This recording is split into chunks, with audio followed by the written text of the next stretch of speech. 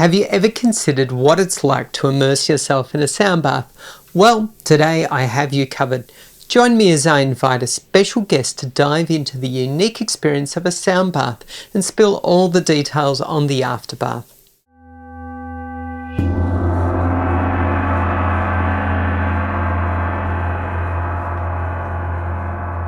Welcome to the Afterbath, where we explore unique experiences and wellness practices. I'm your host, Matt. Today we have a special episode where we'll be diving into the world of sound baths. If you've ever wondered what it's like to be immersed in soothing sound waves, you're in for a treat. Today we're joining Loretta as she embarks on her second of 6 back-to-back sound baths, continuing her inspiring journey towards inner peace. After her first session, Loretta experienced a blissful state of calm, but as the week unfolded, she found herself slipping back into the familiar patterns of the daily grind. Now she's hoping the second sound bath will help her reconnect with that sense of inner bliss. So, will this session reignite her serenity, or will the pull of the old habits prove too strong? Let's keep watching together. Well. Yeah, Loretta. How you going? Very good. That's good. Very good. So you're back for your second sound bath. I am. Great. I am. So, what happened this week? An interesting week. Yeah. After everything that happened with my husband getting raced into hospital. Yes. It's all worked out fine. Oh, great. He was there for 4 days. Yeah, amazing. Amazing, yeah. Under great care over in Box Hill, looked after beautifully by the nurses and doctors and, really gold standard stuff. But, great. So, crisis averted. Yeah. But it is full on when you're in the middle of it. Absolutely. Yeah, it's the unknown. Yeah. And that was the interesting thing, to have the sound bath in the middle of that, especially on that Saturday, to have all that uncertainty in the morning. Yep. He'd only just been raced into Box Hill. The thoughts racing through my head, the list of all the people that I had to contact to make them aware of what's happened, the worry of the what ifs. Yep. To be talking to Rick and he's always pretty. He's a bit of a tough thing. Yeah. He said, don't miss the sound bath. Yeah. And he was just in getting a lot of the testing done, or all of the blood testing and X-rays and different things getting done. So he said, "There's nothing else you can do. Don't not go." Yeah.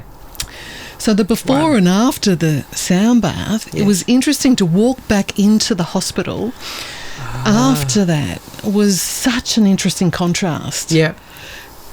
I felt like I was walking in a dream. Yeah. I even had the theme song of that beautiful Electric Fields song. Oh, yeah. Walking in a Dream. Yeah. And I'm still getting, that just gave me shivers. It's like every person that I interacted with, even before I actually got into the reception part of that new part of the hospital, had a charm about it. Yeah. Like all the different ages, there was a very old, decrepit, humped over lady still shuffling along, and she happened to catch my gaze and it was lovely. Yeah. And then I went to the reception, and the security guard and the busy people on reception were beautiful. Yeah. And then I walked over to the elevators, and the politeness and the joy with which we were all there for probably very serious things, and there was a feeling of joy. Funnily enough. Yeah. I still shake my head over that. Yeah. That whole day felt like that. Yeah. Stayed with me until the Sunday. Yeah. I slept really well. Yeah. I dropped that edginess, that little raggedy sort of panic feeling of what is happening, where's this going to land, Yep. So felt safe. Yeah. I didn't have all the worries that were filling my head the day and the night before. Yeah. So beautifully timed. Yeah. Great. Yeah.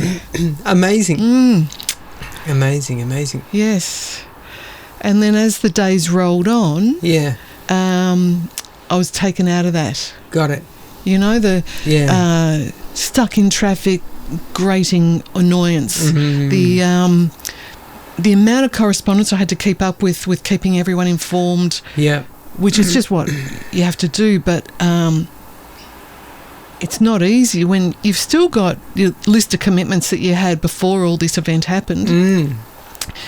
So the challenge of juggling all that and remaining, you know, on a level keel was a little bit more challenging, and I kept thinking I'd like to get back to that state of, you know, after the sound bath where I could just still roll through all the to-dos but not feel so overwhelmed by it all. Yes. So I'd actually sort of go, okay, take a deep breath, sort of feel that rippling through sensation.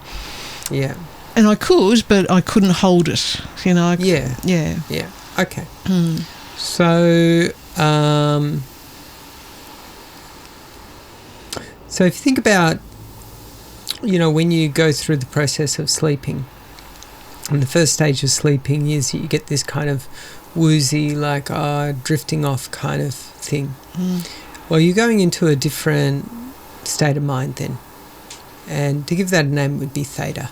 Yeah. And at that stage you're very suggestible and you're very comfortable, and it's generally a pretty nice feeling.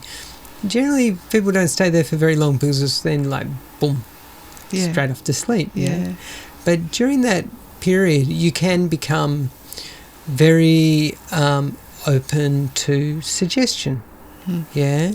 So it's a much easier state, or it's similar to the state that you're experiencing basically.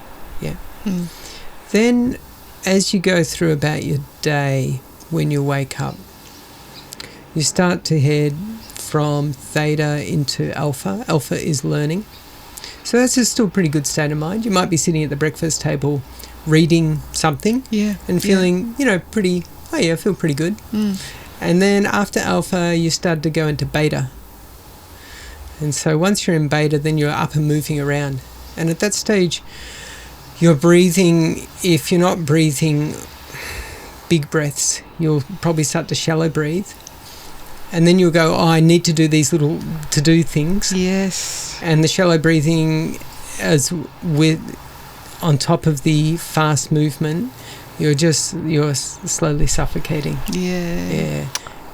And then you start to freak out. Yeah. Yeah, you start to freak out. Yeah. Now, funny enough, after beta you go into high beta, which is full stress mode, which is what you would have been feeling last week. Yeah. But then if you keep pushing, you go into gamma. And gamma is when you go into another flow state.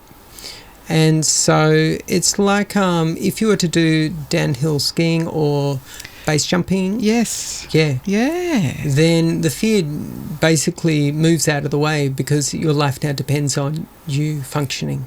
Yes. Yeah. So gamma you can experience while meditating. Okay. Yeah. So it's a very high functioning state. Yeah. Okay.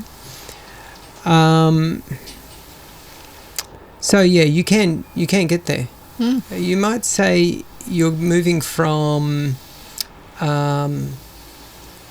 human problem solving to above, so a higher consciousness, or God consciousness, or whatever you want to call it. Yes. So through repetition, you can get there. Yeah. And also through repetition, you can get back to beta as well. Yes. Yeah, okay. yeah. And generally what might be happening is that you might be so used to beta. Stuck, yeah. That it's just a habit. Yes. Yeah. Yeah. So all you need to do is go into gamma, or you can go back to alpha or theta. Yeah. Okay. A way to think of that then is that the more relaxed you get, there's an area just before you fall asleep. Because, like when people say, I'm getting more and more relaxed, more and more relaxed, more and more, whoa, out.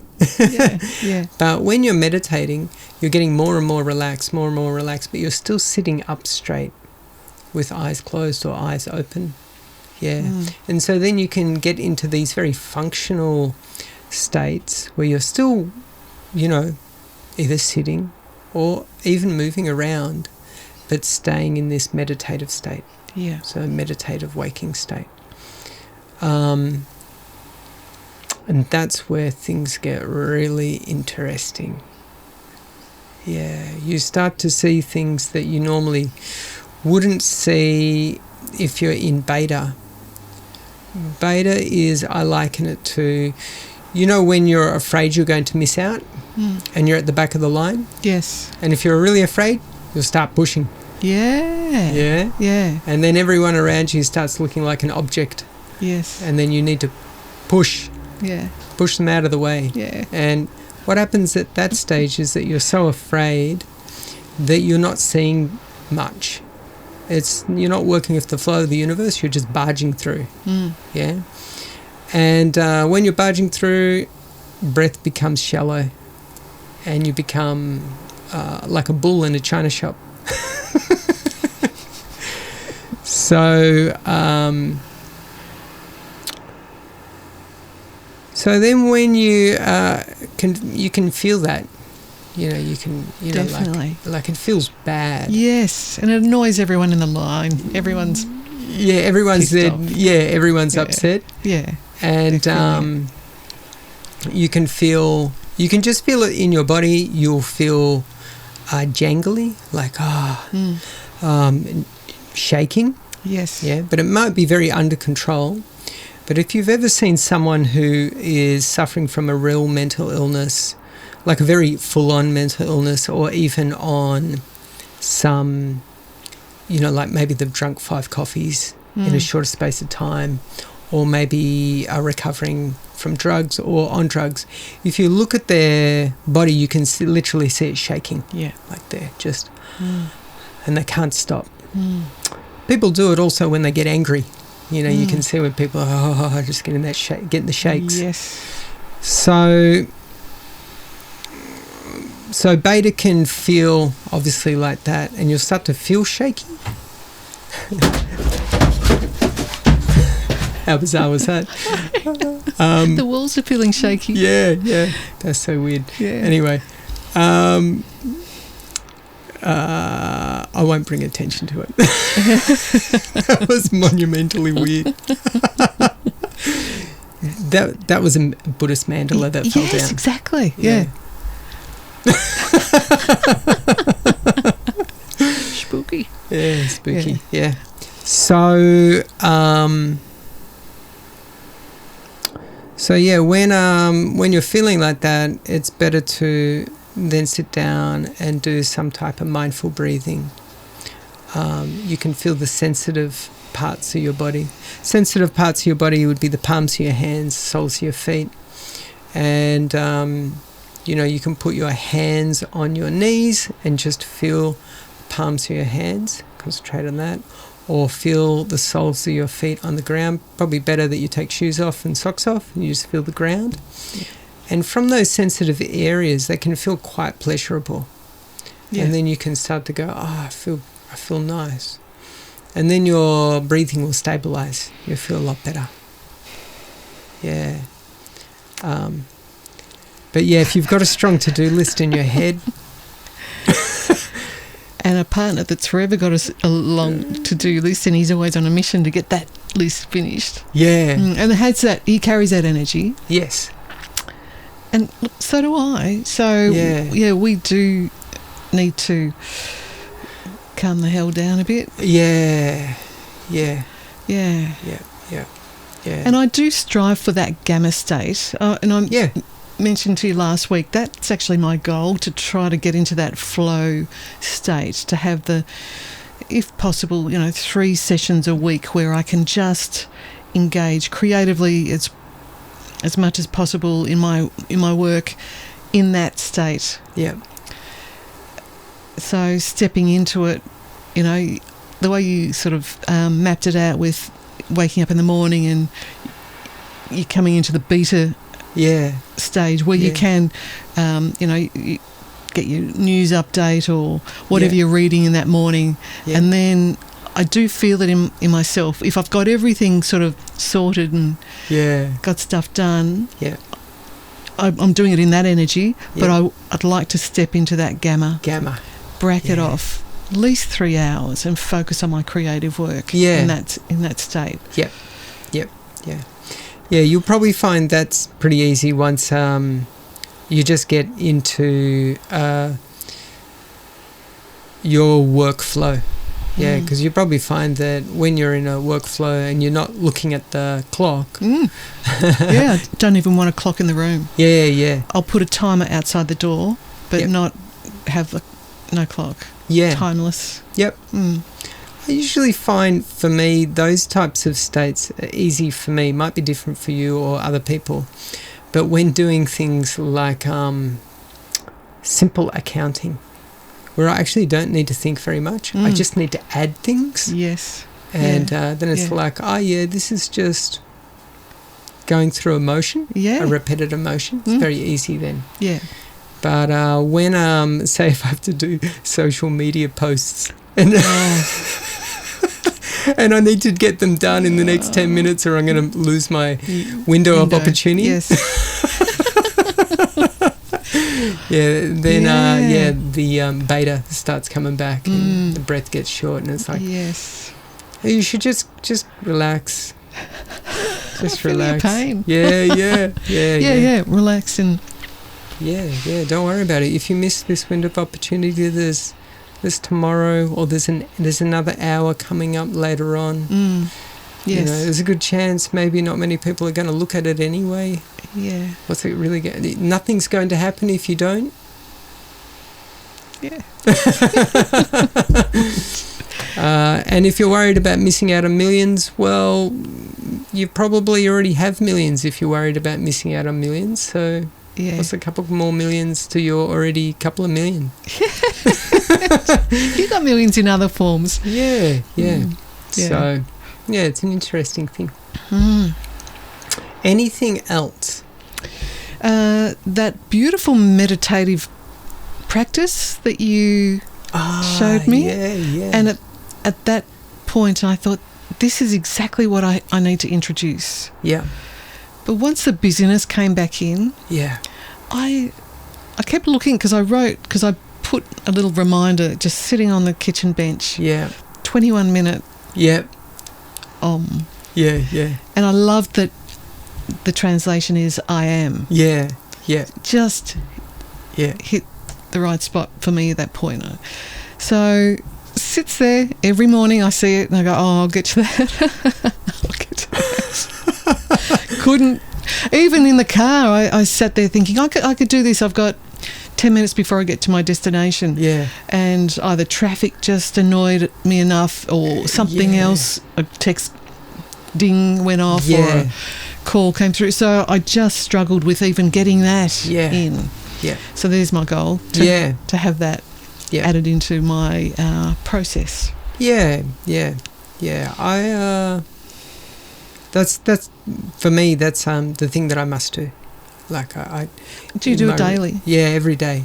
Yeah. So I do it in the morning and then the afternoon. Okay. And it has to be done every day. It's like, like when you feel the urge to go to the bathroom, you don't go tomorrow. Yeah, that's true. It can wait. It can wait. Yeah. Or when you feel the urge to sleep, it's like, no, tomorrow I'll sleep. I'll catch up next week. Yeah. It's okay. I just keep burning. Yeah. No, you got to sleep. You got to eat. You do? Okay.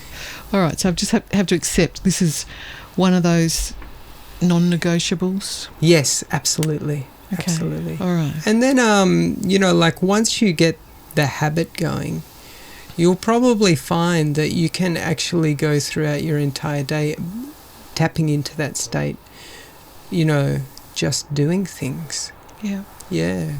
Okay. You probably find that you can stare at, even a flower. Yeah. And see the glow of it and connect with that state and go, oh yeah, I'm heading towards a meditative state. So I love that. Yeah. The benefit of doing a meditation is that it's stronger. So you get a really good, dose of it. So you're like, oh, this is the state.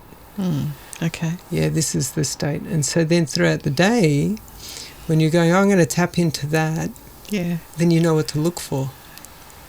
Yeah. Exactly. And then it's much easier. Okay. And you don't, obviously, I'll say it's silly, but you don't multitask while you're doing it. You don't walk through the house. Because I'm thinking, I don't know how I'm going to get everything done. 21 minutes. Yeah. Okay.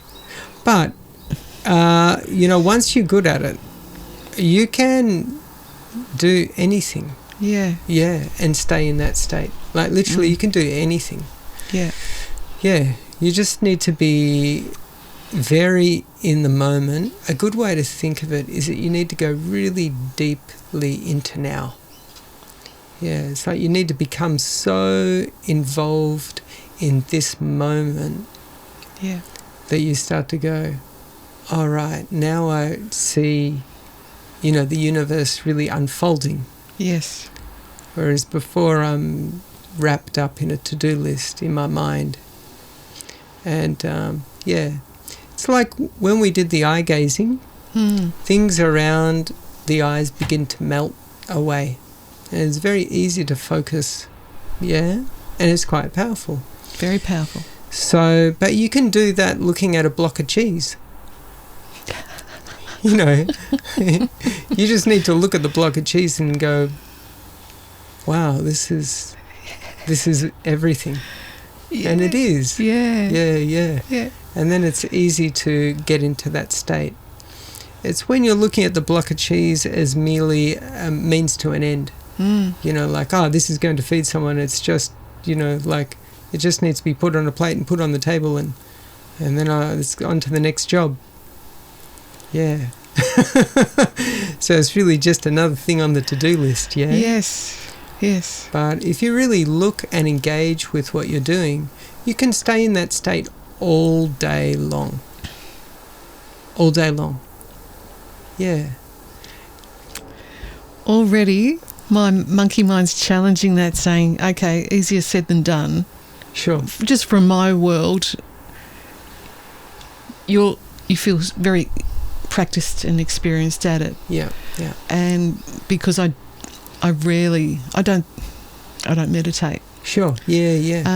And I'm thinking, geez, how am I going to do it? Yeah.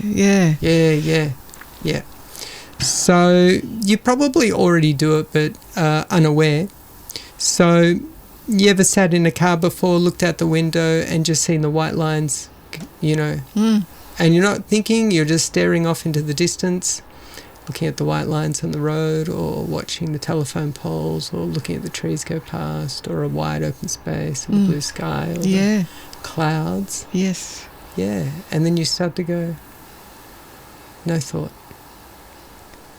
That's all it is. Yeah, actually I do at home. Yeah. Especially like looking at a fern frond. Yeah. Or watching a butterfly, meander around the garden. Or I do. Yeah. So all you need to do is stay in that state just a bit longer. Yeah. Okay. If you stay there for an hour, you will start to really feel things. Yeah. But most of the time people don't do that. Not adults. We're too busy doing the to-do list. Yeah. But if you just stay in that state, 21 minutes. 21 minutes. Doesn't sound like much, but when in the morning I get that anxiety of just hurry the fuck up. Yeah. Quick, get Come going. on, get breakfast in there and get going. Yeah. Yeah. So the other thing is like once you're used to this state, and you actually probably find that you won't need as much sleep. Okay. Yeah, you won't need as much sleep. You probably... Yeah, look, lately I've needed so much. Yeah. I get tired from... We had a funeral yesterday and I just came home exhausted. And I just noticed anything emotional now, I need an extra hour or two added to an 8.5 hour sleep. Yeah. Just a process. It was a... not a really heavy funeral. It was more of it was a celebratory event. Yep. So, yeah, it shouldn't have been as taxing as what it was on my body. I just felt really tired, really... Yeah. I got to go to bed. This is, early night for me. Yeah, it's overwhelming. Yes. Yeah. Yep. Yeah, definitely... what I've experienced is that when you go through some type of, heavy thing to process, it requires sleep. Yeah, it requires sleep. Yeah. And then once you've gotten through that period, you can go through a giggly stage when you realise how silly it all is. Yeah. Yeah. Okay. And then after the giggly stage, you get energy. Yes. Yeah. Well, I suppose it just releases that tension. Yeah. Yeah, it's not. It's like you're on laughing gas. Yes. It's like you just see everything in a totally new light, and you realise the joke's on you, but you're the one that's been playing it all along. Yeah, exactly. Yeah. Oh, it's like that's what the difference was between the before and after last week's sound bath. Yeah.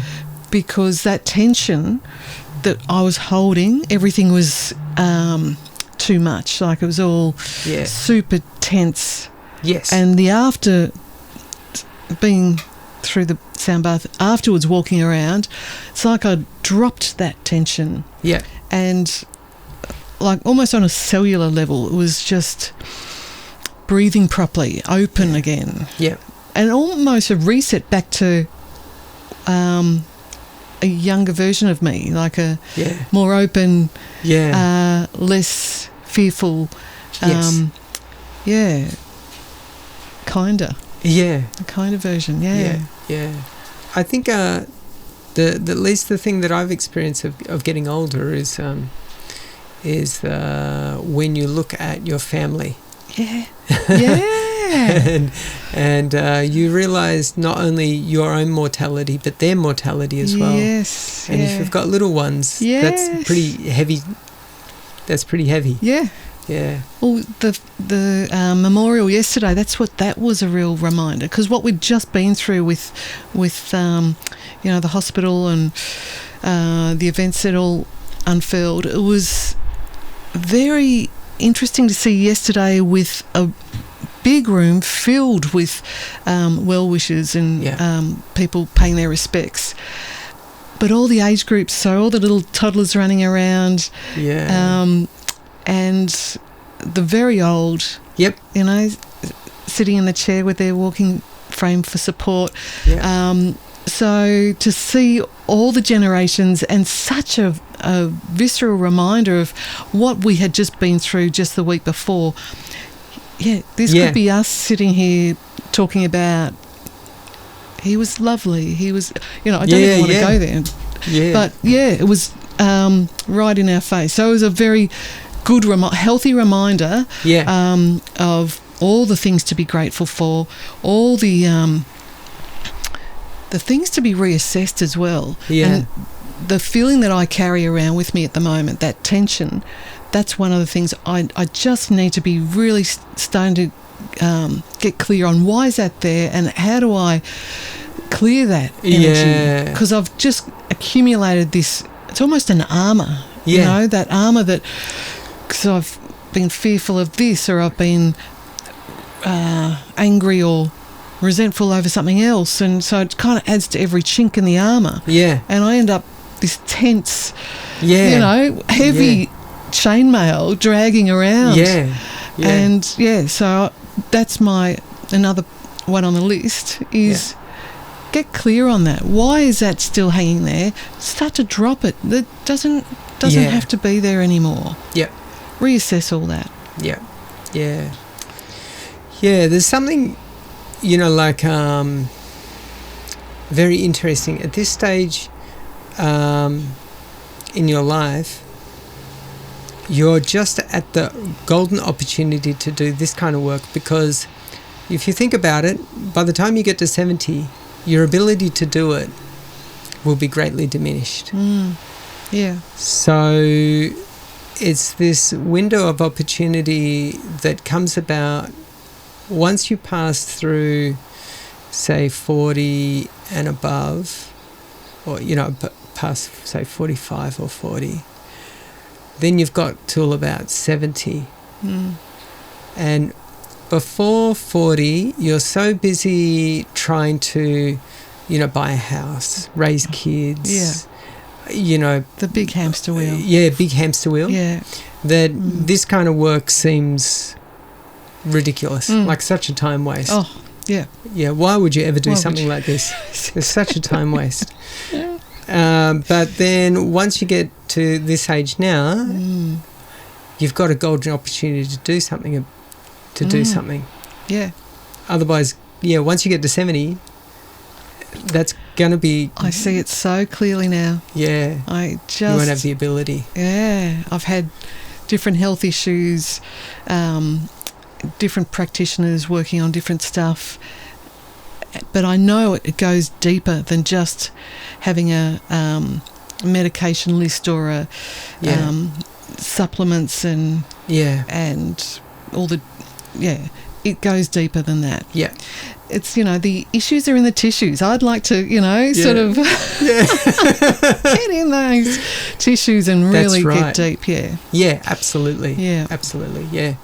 Definitely yoga can be very helpful because there's a certain amount of chemicals that end up in your muscles. Yes. And if you can release that through yoga, stretching, things like that, then you'll relax a lot more. Yeah. You get a lot stronger, a lot more flexible, but then you won't be as stressed.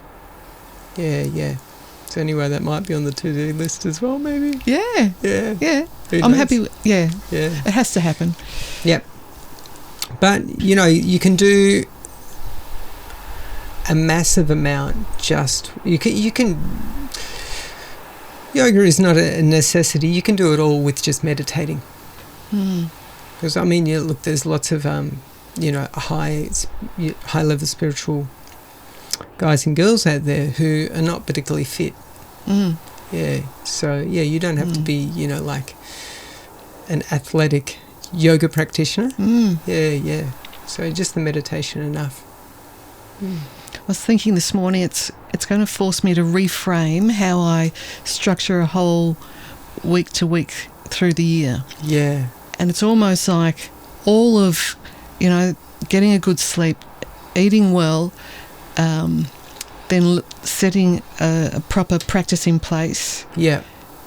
Which includes meditation and some form of yogic stretching and that sort of thing. Get all that in place. What time is left over? And if it is 5 hours a day, then work within that. Yeah. Rather than the other way. I've always worked the other way around. Yeah.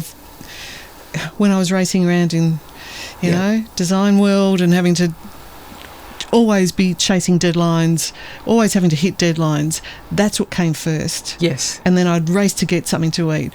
Race to get home, race to, organise for the next day and set and repeat. Yeah. And then if there was time, I'd do, my fitness stuff. And actually I was quite good with keeping regimented with that. Yeah, that's good. But beyond that, there wasn't... And also I was thinking, I'm not a meditator, I can't do that. My mind's just racing, so... it wouldn't work for me, it doesn't work for me, that kind of thinking. Yes. So here's a little bit of light at the end of the tunnel then.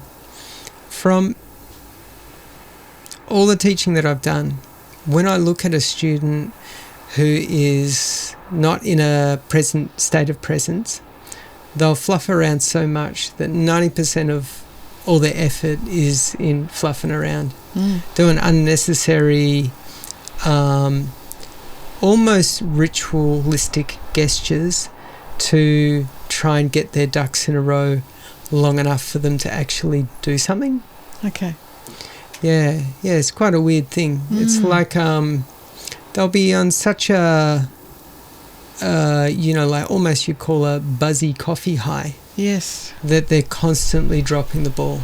Yes, yeah. And they'll do something and then, they'll have a window open on their computer and then they'll look at the next window and then they'll come back to the previous window and go, I have no idea what I'm doing, and they'll start the whole process again. Yes. And they'll sit there and do it for about half an hour and I'll be going, what are you doing? You're just moving from window to window. You're not actually getting anything done. Exactly. ADHD. Yeah. And you're not remembering any of that. Yeah. He probably couldn't recall what he'd clicked on. Yeah. And read for that 2 minutes or 5 minutes. That's right. Yeah. So, you're just spinning the wheels. Yes. But, if you stay in a state of presence, you'll go, okay. This is actually quite simple. Yeah. All I need to do is this little thing. Yes. And even if you have trouble with short-term memory, you'll put things in place to help you to go, all right, this and then this. And then I'm going to turn off the computer. And the other half an hour I have spare, I can lie down on the ground and have a rest. All right. Yeah. So, you'll find you'll be able to get a lot more done. Okay. Yeah, you'll probably find that you won't need to sleep as much. Yeah, you'll probably find yourself moving towards more nourishing foods anyway. Some of the things that, if you used to or whatever. Sometimes, and depending on, what your habits are, if you're a drinker, you might find yourself drinking less. Yeah. I hardly drink. Oh, that's a good step. And the only time I eat junk food is emotional binging. Yeah. Which I now call out. I'll actually say, okay, yes, I'm yeah, for sure. Yeah, emotionally eating right now. Just let me. Yeah, absolutely. And pour yourself into that. Why not? Yes. That's okay. Yeah. Yeah, better to sit there and thoroughly enjoy it than feel guilty over it, right? You may as well really enjoy it. Yeah. Yeah, it's good. Yeah. Fantastic. Well, we should go and have a sound bath. Yeah? All right. Ready. Let's go. Okay.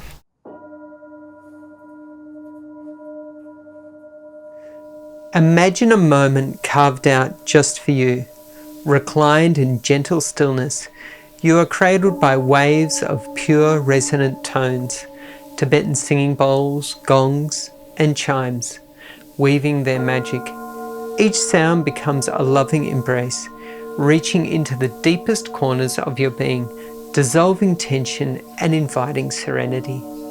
In this sacred space, the outside world melts away, the chatter of the mind quiets, replaced by the soft hum of harmony flowing through you. It's not just an escape, it's a homecoming, a reminder of your innate balance, strength, and connection to the infinite. Here, relaxation is just the beginning. A sound bath is a radiant pause in life's rhythm, offering renewal, clarity, and peace. Whether you're seeking a moment of stillness or a deeper connection to yourself, this is your time. Step through the doorway and let the whispers of the universe guide you back to your center.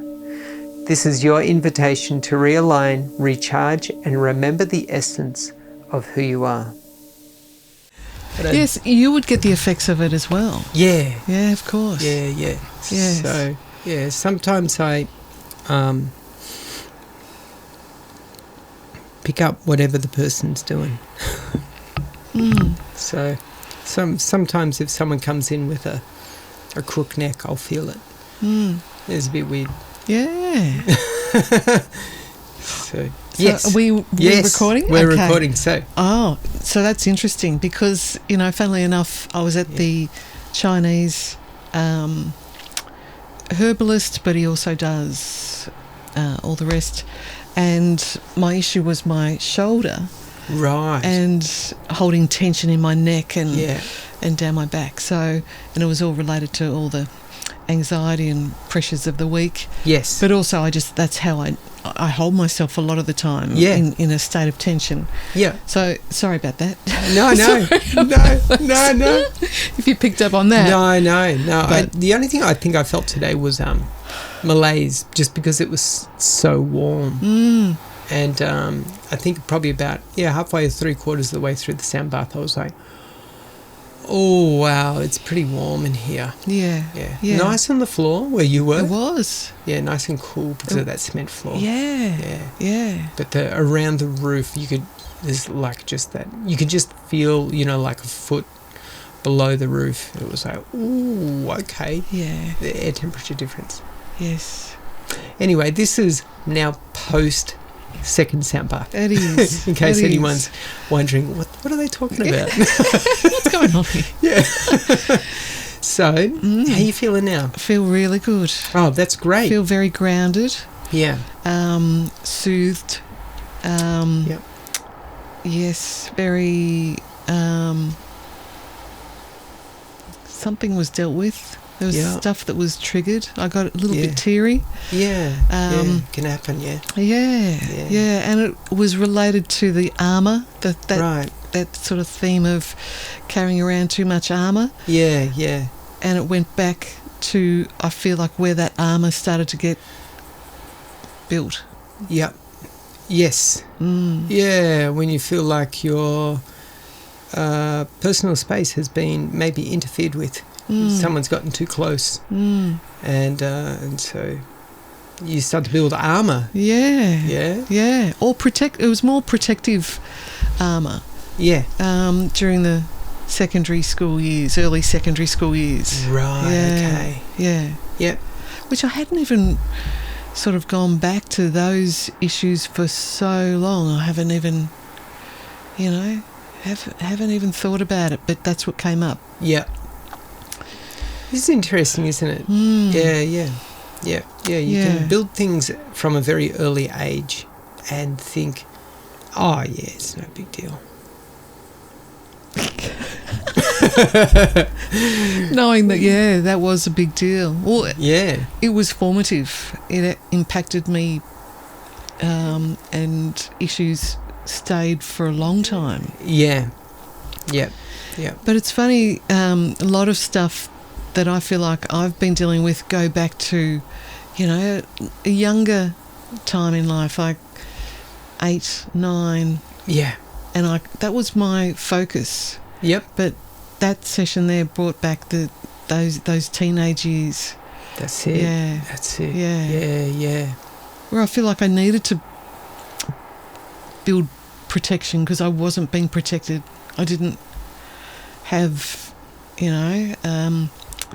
parents that knew. I suppose I didn't say anything because I didn't know how to verbalise a lot of stuff, and also they had a lot of kids to look after. They had 5 of us to try to look after and get through the day. And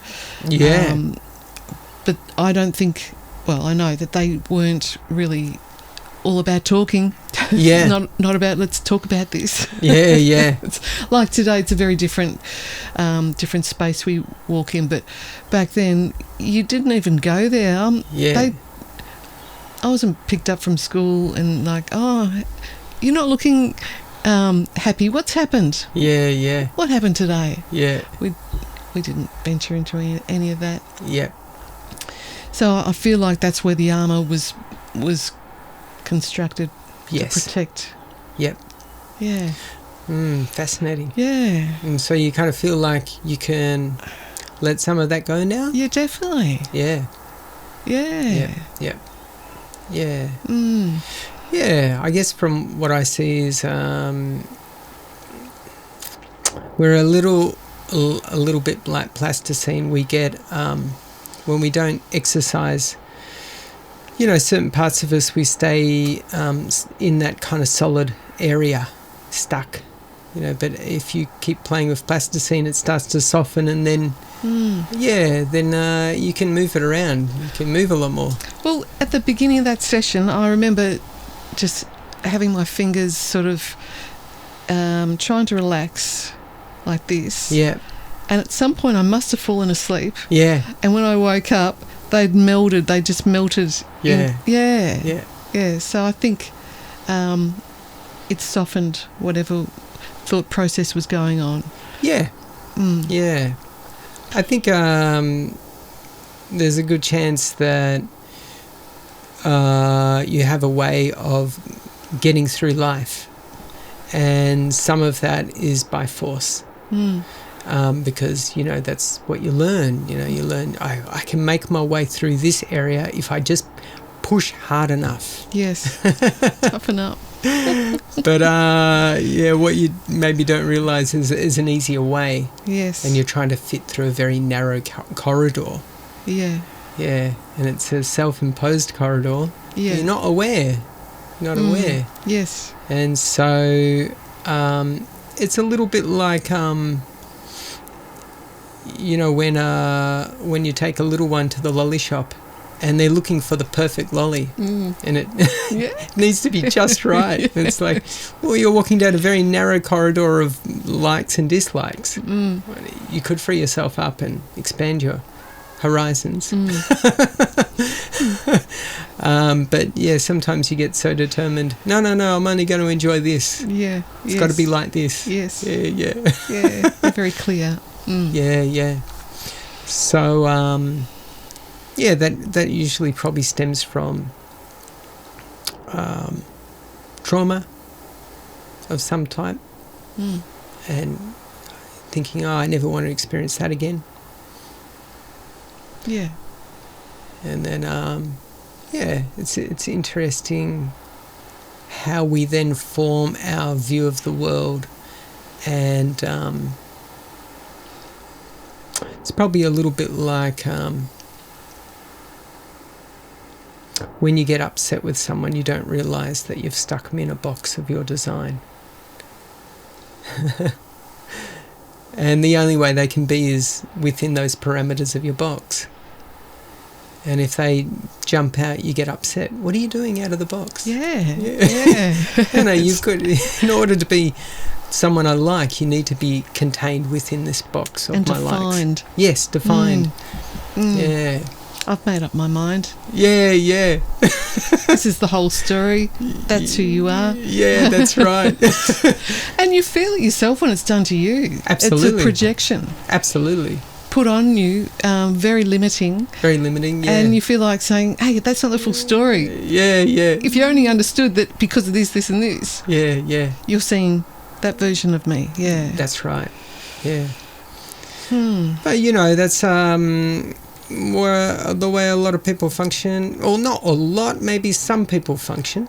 And because there's such a wide variety of people, doesn't mean that everyone's going to do that to a very full-on extreme.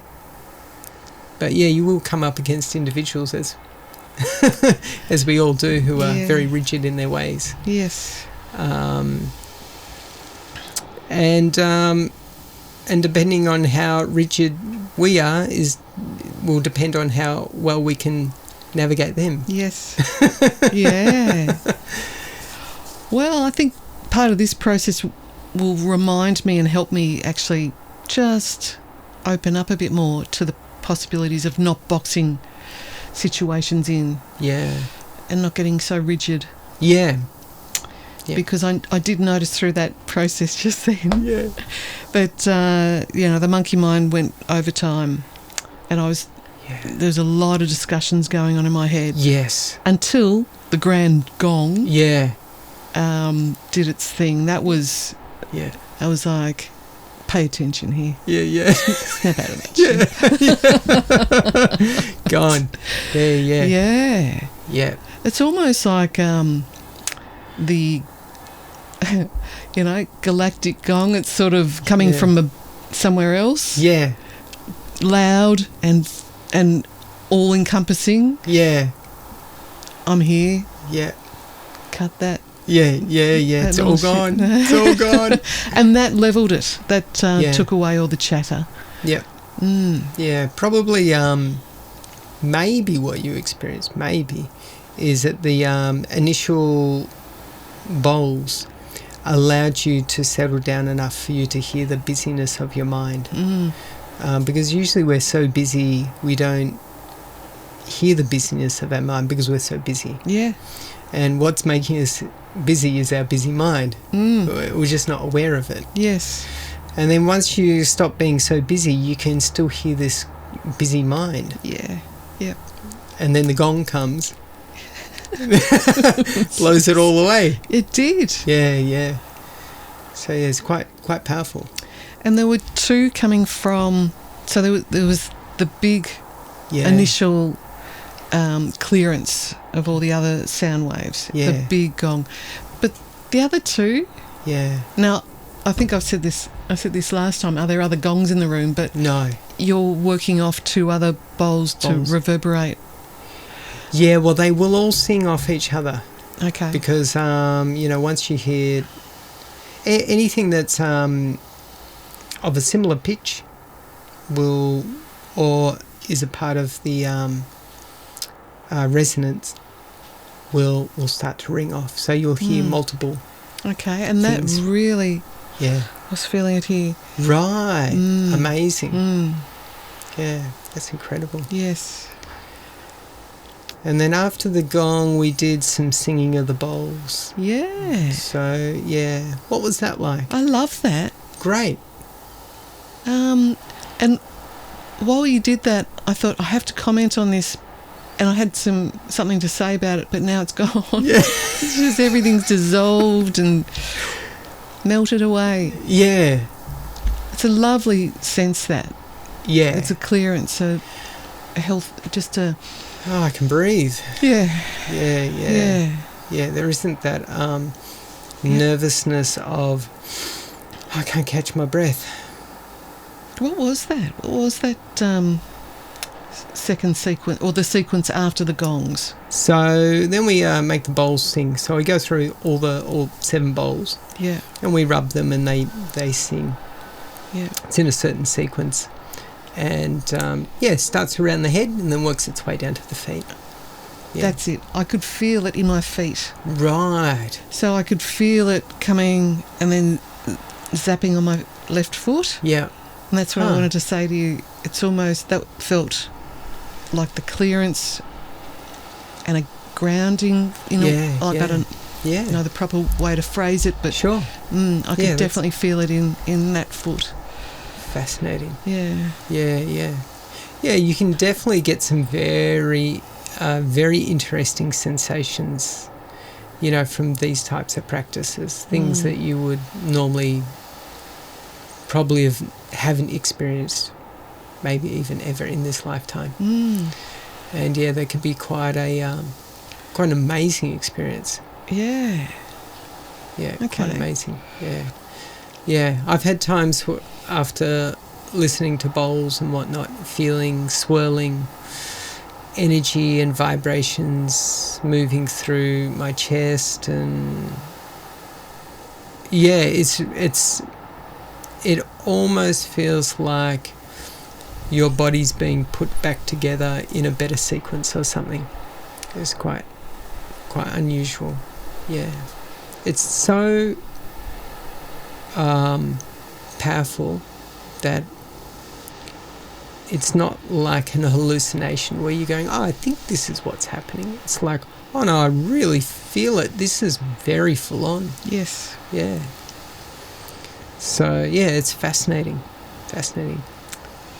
And when certain blockages come up, I've seen people get extremely hot, so hot that they look like they're about to faint, and that can be quite powerful. Okay. Cool them down. It's just like a rush of energy going towards their head, which is, you don't actually want a rush of energy going to your head. No. Yeah, it's not good. You can do some damage.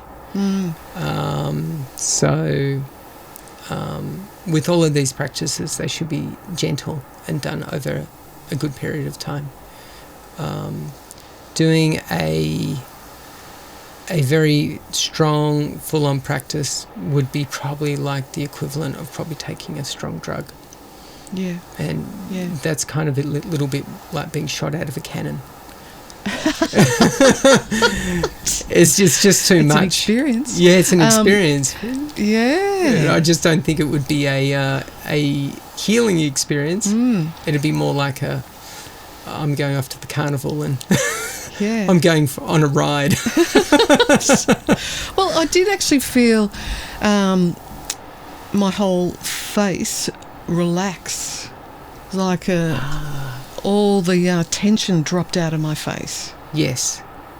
Amazing. That felt good. Yeah. I bet. Melting. Yeah. Yeah, it is quite amazing. Yeah. You think you're relaxed. Yeah. And then you relax and then you go, I wasn't relaxed at all. Exactly. I literally felt my jaw, not my jaw, my shoulder drop. Yeah. Like you had the towel behind my neck. Yep. And I sort of got into position and relaxed a bit and felt fine. Yeah. And then you started with that chiming sequence. Yep. And the shoulder just went, do it?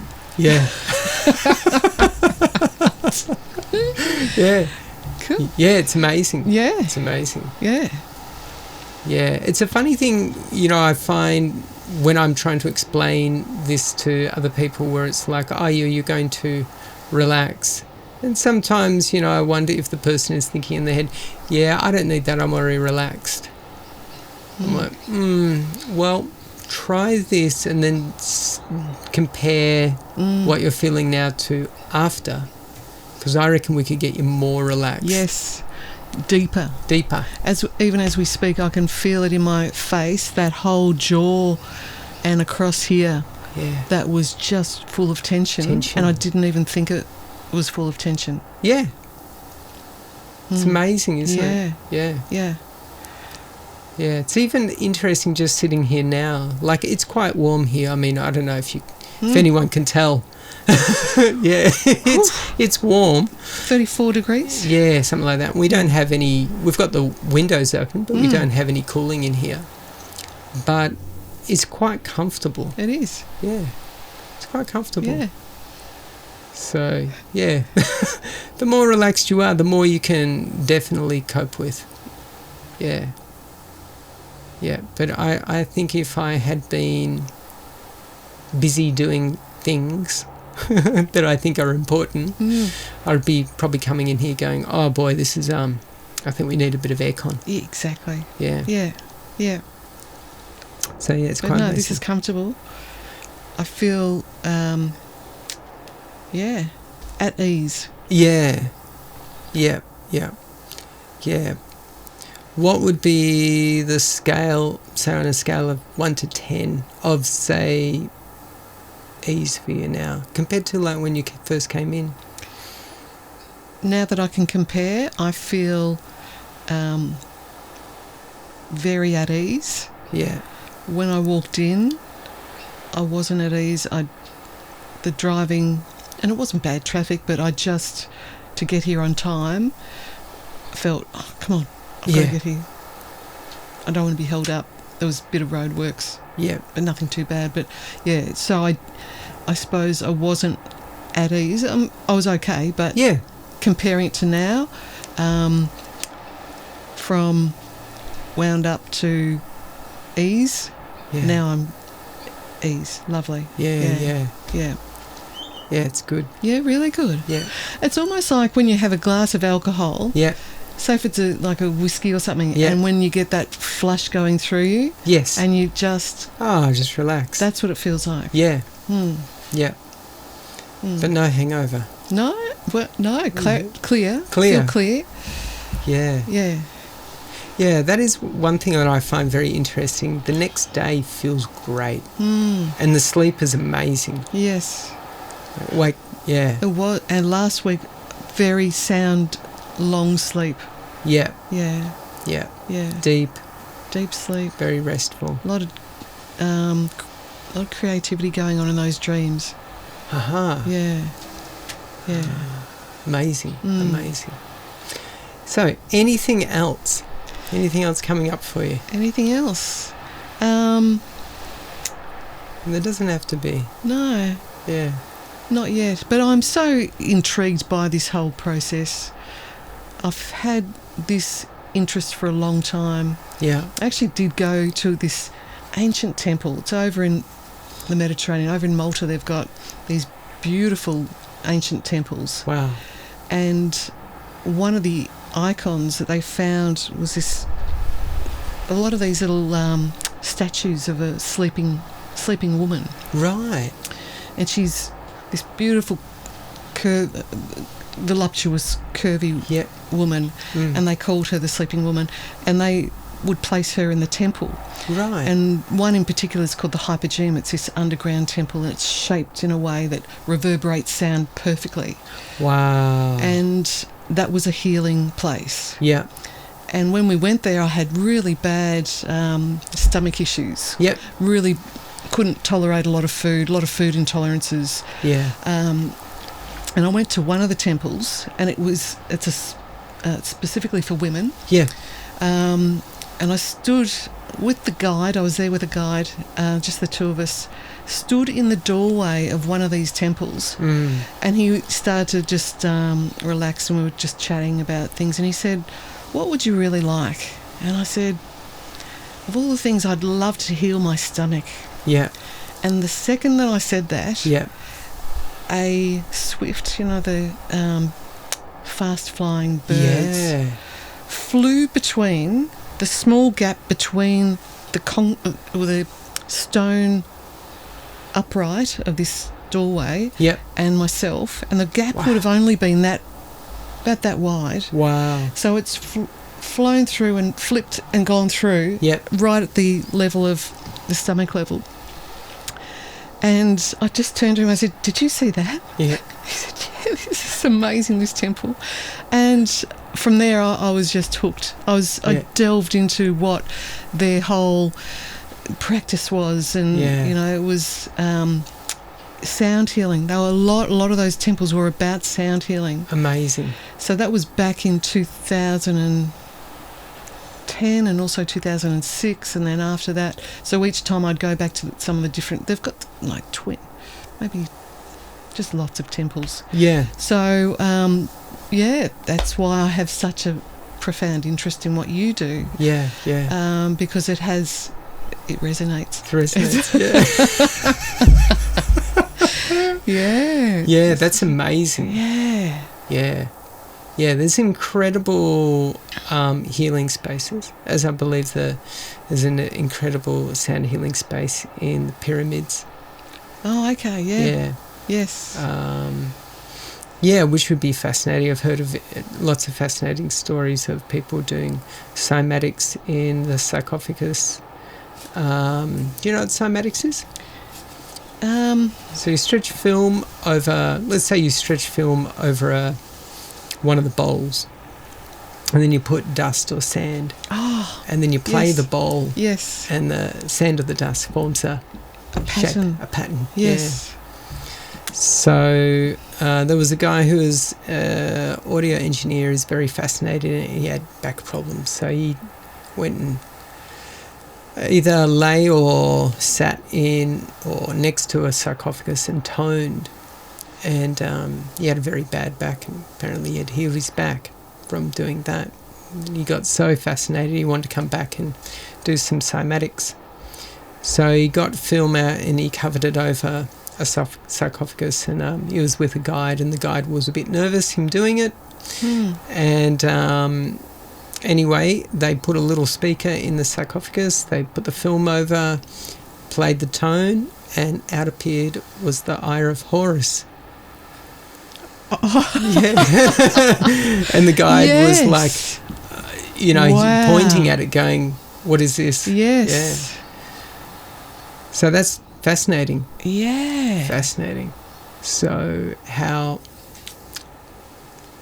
that came about, that's pretty fascinating. Yes. Maybe their hieroglyphics came from sound. Very interesting. Yeah. Maybe. Wow. Yeah. There's so much to it that we haven't even scratched the surface. Yeah. It's a massive modality that what they learnt we've lost. Yeah. And we just need to refine go back to it. Yeah, go back to it. Yeah. It's very powerful. So powerful. The eye of Horus, Yeah, of all I know. images to appear. Yeah, their pineal gland. Exactly. Yeah. And if you go through any of the little seaside villages, all their boats have that eye of Horus on the front of the bow of the boat. That's amazing. Yeah. Yeah. So love fascinating. That. Yeah, Okay. fascinating.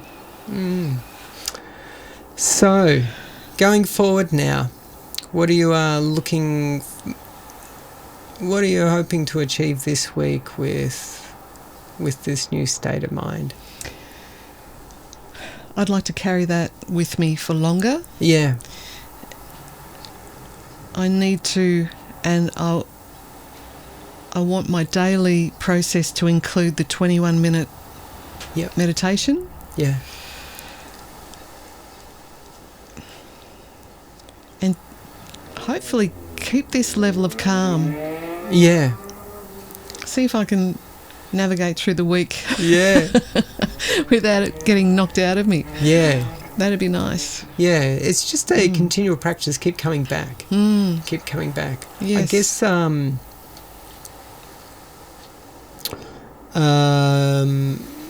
first step would be to become more aware, because we only notice where we're at and when we compare. So if you jumped into a cold pool now, you could definitely compare how warm you are now compared to the cold pool. Yes.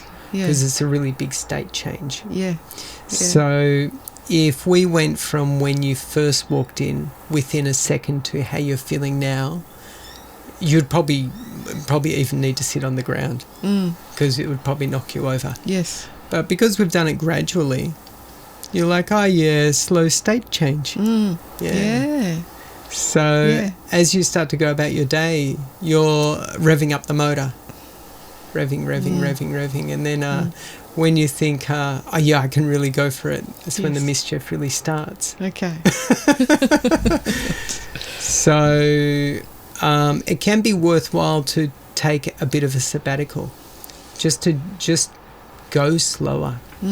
Go slower, and you can push a little bit, but it's good to hibernate a bit to establish a firm base. Yes. Yeah.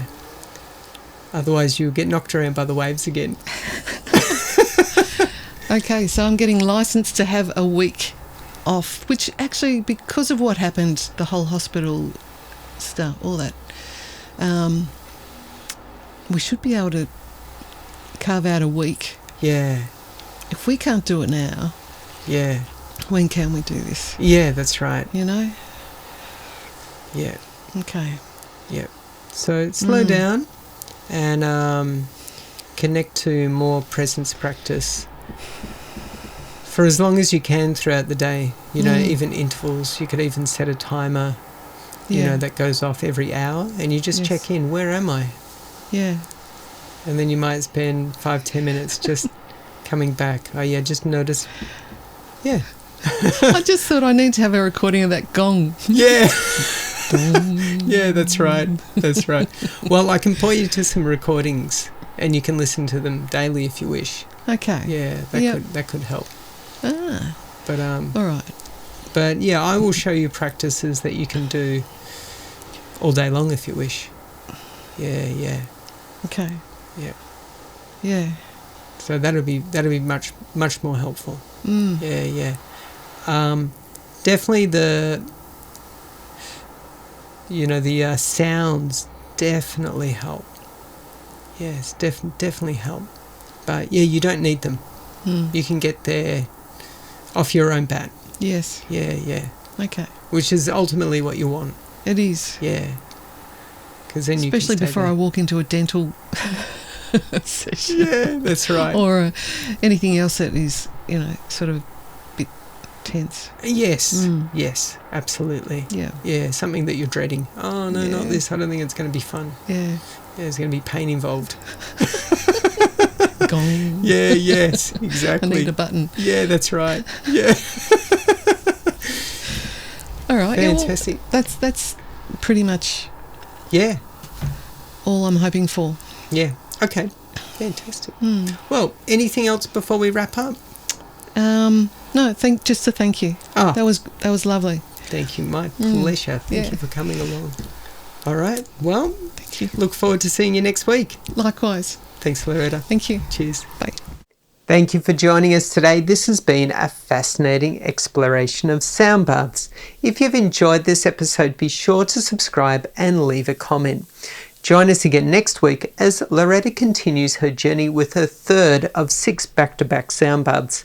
Until next time, stay well and keep exploring new experiences.